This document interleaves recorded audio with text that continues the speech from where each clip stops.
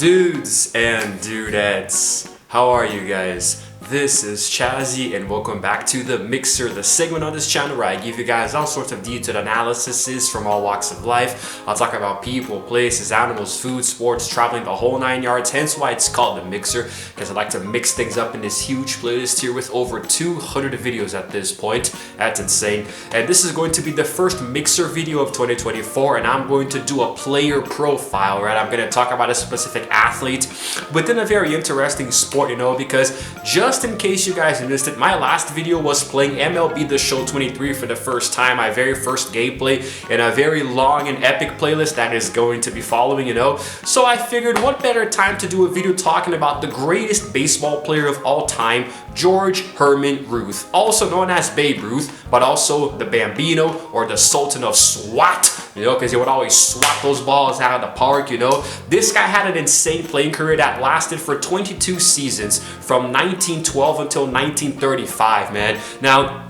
if you know anything about baseball, you know that he played first for the Boston Red Sox as a left-handed pitcher, but then he went to the New York Yankees where he, became very proficient as a slugging outfielder, right? Hit so many home runs, and he later played for the Boston Braves, to end off his career, but he was already slow and old at that point. He kind of sucked, I'm sorry to say, and he was responsible for ushering in, baseball's popularity in the dead ball era. The dead ball era in the MLB is an era that took place from 1900 to 1920, where the games were very low scoring. There were very few home runs, if any at all. The contrast to that is the live ball era, which Babe Ruth pretty much helped single-handedly create, So that started from 1920 onwards, He had so many records, So he started to gain more prominence as an outfielder, He would still pitch, but also hit so many balls out of the park that was ridiculous. His form was very simple and yet somehow refined, and there was actually a moment in the Yankees history,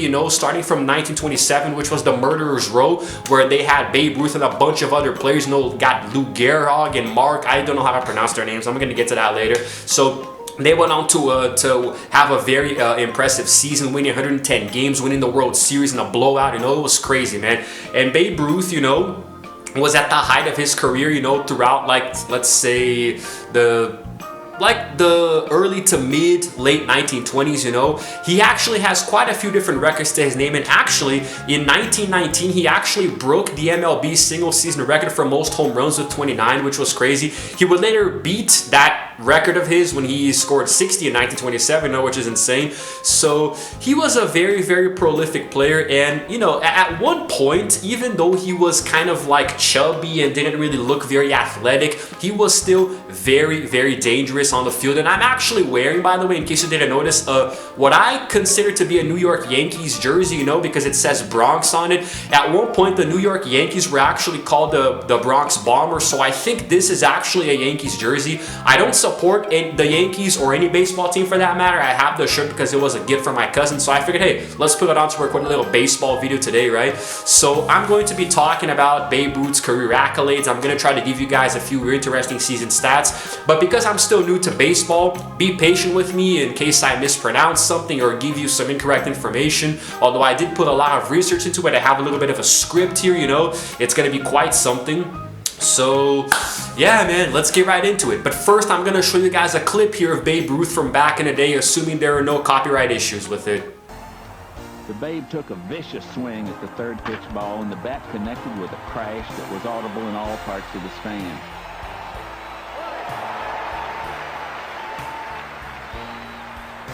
While the crowd cheered and the Yankee players roared their greeting, the Babe made his triumphant, almost regal tour of the paths.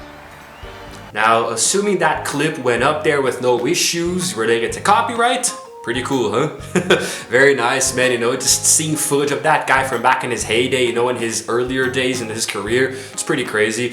And now, very little is known about his childhood, but he did go to St. Mary's Industrial School for Boys when he was 7, and he didn't really take it very seriously. He would run through the streets and drink beer when nobody was looking, At one point, he was working as a shirt maker and a carpenter as well, so there was a little bit of discipline, but even then, he was kind of, just half-assing it. He was actually placed there because, apparently he would play street ball and would break a lot of windows with his long hits, already like an early prelude to his epic home runs to come, So He joined the team as both a catcher and a pitcher and also a third baseman, you know. So, but the thing is that, no, not a pitcher, sorry. He joined as a catcher, a shortstop, and a third baseman, but he was left-handed and he would play with mitts and gloves for right-handed players, you know, which was actually very unusual, but didn't stop him at all. And in that season, he actually played about 200, not that season, in that time period, he played about 200 games a year, you know, was very successful, you know. He gained stardom as mostly a pitcher. Then eventually in 1914, he joined the Baltimore Orioles to play minor league baseball,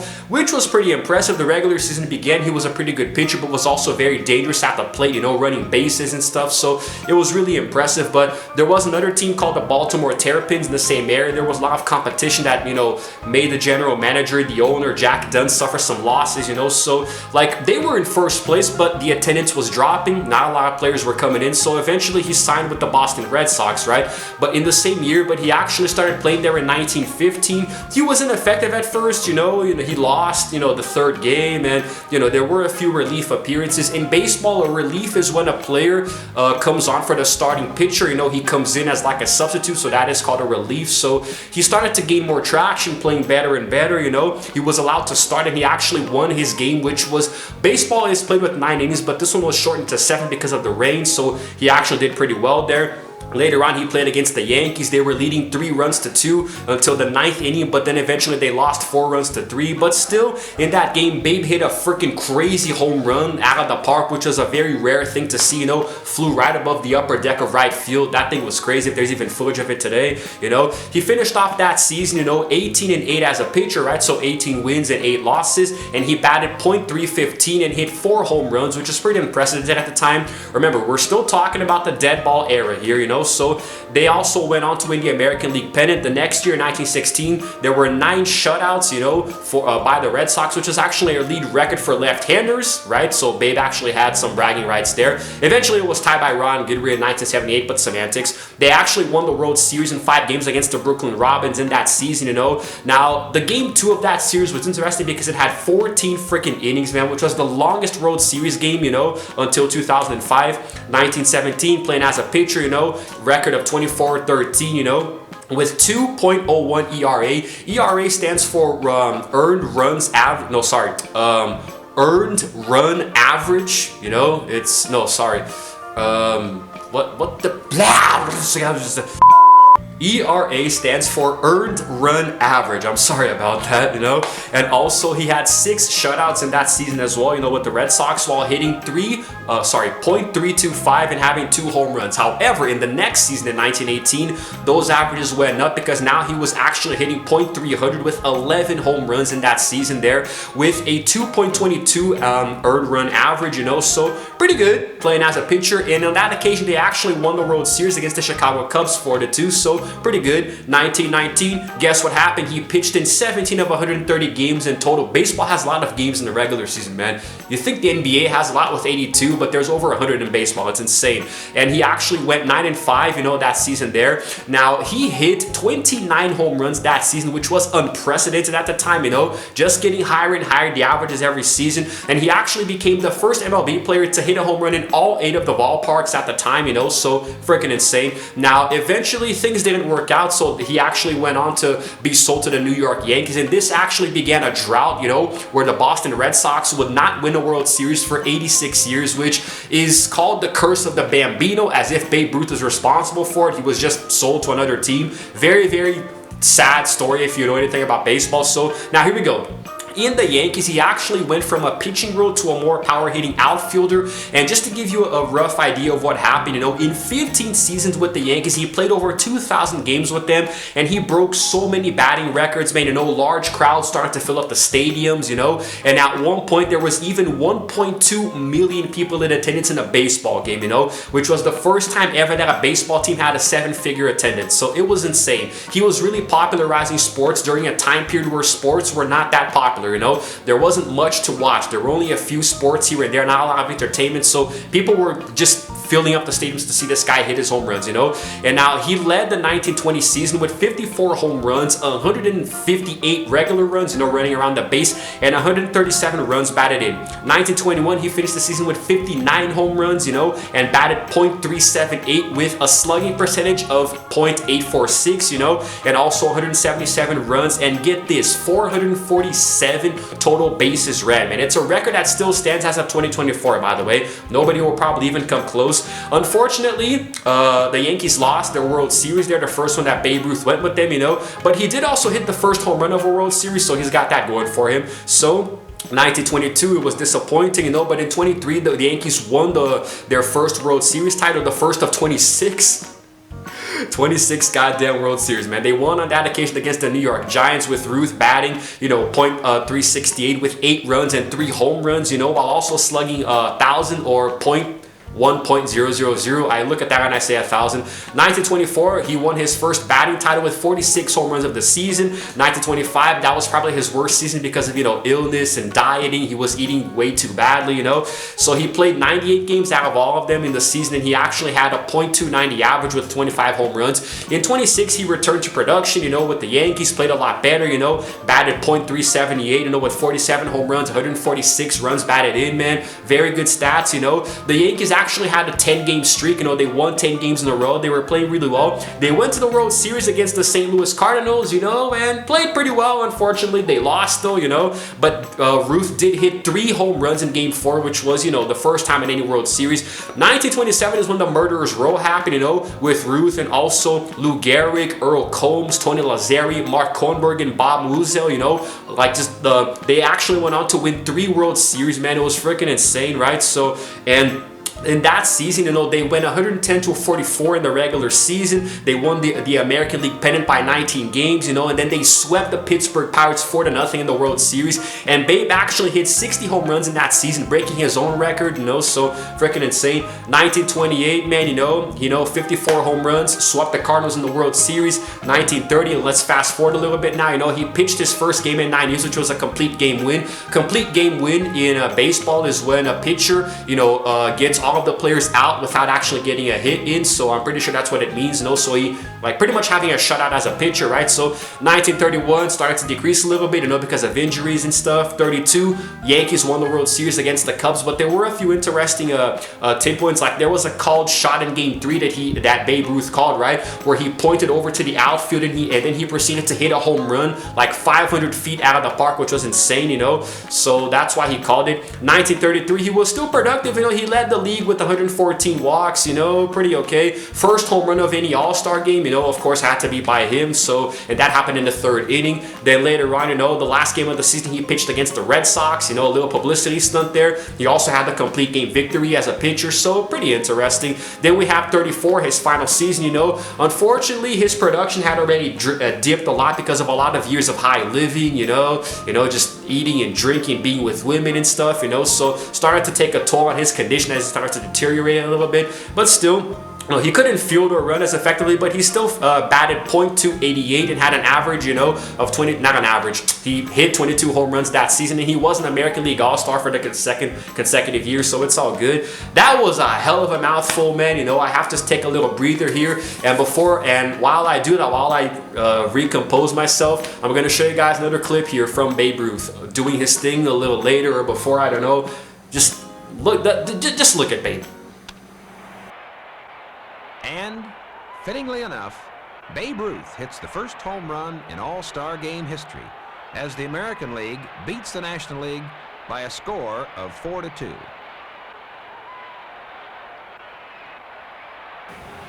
It's pretty satisfying, huh? After several minutes of hearing me talk about Babe Ruth's season-by-season stats, I just inserted a little short clip there. Now I'm back to it, huh? Now I'm back into it here. Eventually, you know, that was his final season with the Yankees, and also in 1935, he went to play for the Boston Braves, but at that point, he was already at the twilight of his career. You know, everybody knew that it was coming to an end, but he did go on to play his first game in Boston in 16 years. You know, he went back to Wrigley Field, and, you know, he played against the New York Giants, and he scored in all of of the runs. You know, they won 4-2, you know, in that game. So he actually did score a home run as well. But unfortunately, you know, there were poor performances. You know, in the few games that he did play in, he just wasn't the same Babe Ruth as before, you know. So, you know, his condition started to get worse and worse, you know. It got to a point where he could barely, you know, run around the bases. You know, he could barely, you know, get to the bases. You know, there were too many errors. You know, he was starting to get heavier and stockier, so it started to really take a toll on his performance. So, you know, his batting average dropped to .155, you know, and less home runs, but he went on to finish the season with a batting average of 1.188, you know, and he went on to hit only 6 home runs, which is a record low for Babe Ruth, you know. So eventually he just retired after an argument with, you know, the owner, and I can't say his name because his name is spelled Fuchs, and I'm pretty sure that the pronunciation is like the F word. I can't say that on YouTube, so, you know, just, yeah, that guy. But anyway, so when he did retire, however, Babe Ruth had a batting average of .384, which is actually pretty impressive for the time. Remember, dead ball, live ball era. But he had also 2,873 hits, right? So regardless of whether they were home runs or not, he hit the ball that many times throughout his career, and he hit 714 home runs, man. That is crazy. That is freaking insane. 714 times just right out of the park, you know? And also, there were 2,214 runs batted in, you know? So, not necessarily a home run, but the times that the runs were batted inside of the park, you know? So, yes. And also, he had a win-loss record of 94-46. So, 94 wins, 46, you know, losses, right? That's kind of how the record works in baseball. He had an earned run average, or an ERA, of 2.28, you know. I don't know if I'm pronouncing that correctly, but that's how it is, you know. So 488 strikeouts as well, so not a lot considering how many home runs and hits he had, you know. Now his career highlights and awards: he was a 7-time World Series champion, you know, and it's kind of crazy to think that the Yankees would go on to win several more World Series after his retirement, and I wonder how many of those he saw. He was also a 2-time All-Star in 1933 and 34, you know. He was also a 12-time American League home run leader, which does not surprise anybody, and also a 5-time American League runs batted in leader, you know, and also he was a American League MVP just once somehow in 1923. I don't know how it was just one time. An American League batting champion in 1924, which might be equivalent to like the All-Star game or something, maybe the slam dunk contest in the NBA, I don't really know. And also he was an American League earned run average leader just once in 1916, you know. So yeah, man. Of course, his number 3 is retired by the Yankees, you know, that's no surprise to anybody, you know. He also made the Hall of Fame for the Red Sox and that stuff, you know. He was also part of the Major League Baseball All-Century team, which was very impressive. And even more impressive maybe is how he made the Major League Baseball All-Time team, you know. So way too many records, you know. There's an honoree to him in the Monument Park and this and that, a bunch of stuff, you know. It's freaking crazy, man. Now, I'm going to go to the final stretch of the video now to talk a little bit about his impact and his legacy, you know, his playing style. But before that, let's take a look at one final clip here of the Bambino. Into the spot called Ruthville, the right field stands, and the Bambino trons the circuit path with the old familiar music in his ears. But marks this indeed one of baseball's greatest days is its contribution to the Army-Navy Service Fund of more than $80,000. Yes, sir, it still takes the old-timers to do a bang-up job. Now, you guys have to remember something. Even though Babe Ruth is mostly well known for his home runs, he was not just a power hitter. He was arguably the Yankees' best bunter too, and he was an excellent outfielder, you know. So, like, his penchant for hitting home runs completely changed the way the game was played, you know, because he ushered in, like I said earlier in the video, the live ball era, you know. The live ball era saw a dramatic rise, you know, in offensive statistics in baseball, you know. Teams were working to, develop their sluggers to hit the ball further and further, you know, to get more home runs, you know. So it made the game become more lively, you know, more entertaining, so crowds were starting to show up, you know.